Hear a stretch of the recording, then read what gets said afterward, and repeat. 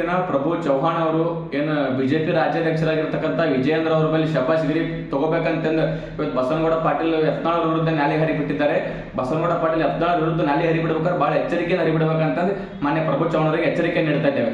ಯಾಕಪ್ಪ ಅಂತ ಕೇಳಿದ್ರೆ ಇವತ್ತು ಪ್ರಭು ಚವ್ಹಾಣ್ ಅವರು ಮೊನ್ನೆ ಮಾಧ್ಯಮದ ಭಾರತೀಯ ಜನತಾ ಪಾರ್ಟಿಯನ್ನು ಹಾಳು ಮಾಡಿದವರಲ್ಲ, ಸುಳ್ಳು ಹಳರ ಅಂತಂದೇನು ಬಸವನಗೌಡ ಪಾಟೀಲ್ ಯತ್ನಾಳ್ ಮೇಲೆ ಆರೋಪ ಮಾಡಿದ್ದಾರೆ.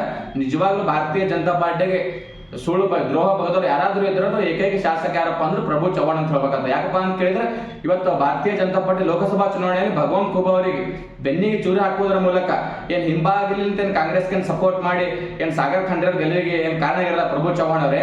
ನೀವು ನಿಜವಾಗ್ಲೂ ಭಾರತೀಯ ಜನತಾ ಪಾರ್ಟಿಗೆ ದ್ರೋಹ ಬಗೆದು ಇಡೀ ನಾಡಿನ ರಾಜ್ಯಕ್ಕೆ ಗೊತ್ತಿದೆ. ನರೇಂದ್ರ ಮೋದಿ ಅವರಿಗೆ ದ್ರೋಹ ಬಗೆದಿರ ಅಂತ ಇಡೀ ನಮ್ಮ ಕರ್ನಾಟಕ ರಾಜ್ಯಕ್ಕೆ ಏನೋ ಎಲ್ಲರಿಗೂ ಗೊತ್ತಾಗಿದ್ದು ಮಾತದು. ಅದೇ ರೀತಿಯಾಗಿ ಇವತ್ತು ಬಸವನಗೌಡ ಪಾಟೀಲ್ ಯತ್ನಾಳ್ ಅವರಿಗೆ ನೀವು ದರಿದ್ರಮ ಪದ ಬಳಸಿರಲ್ಲ, ಕೂಡ್ಲೆ ಹೇಳ್ತಿದ್ದೀನಿ ಪ್ರಭು ಚವ್ಹಾಣ್ ಅವರೇ, ಕೂಡಲೇ ಕ್ಷಮೆ ಕೇಳಬೇಕು ನೀವು. ಯಾಕಪ್ಪ ಅಂತ ಕೇಳಿದ್ರೆ ರಾಜ್ಯದಲ್ಲಿ ಯಾರಾದ್ರೂ ಇವತ್ತು ಹಿಂದೂಗಳಿಗೆ ಅನ್ಯಾಯವಾದಾಗ ಧ್ವನಿ ಎತ್ತುವಂತ ಏಕೈಕ ನಾಯಕ ಯಾರಾದ್ರೂ ಇದ್ರೂ ಬಸವನಗೌಡ ಪಾಟೀಲ್ ಯತ್ನಾಳ್ ಅವರ.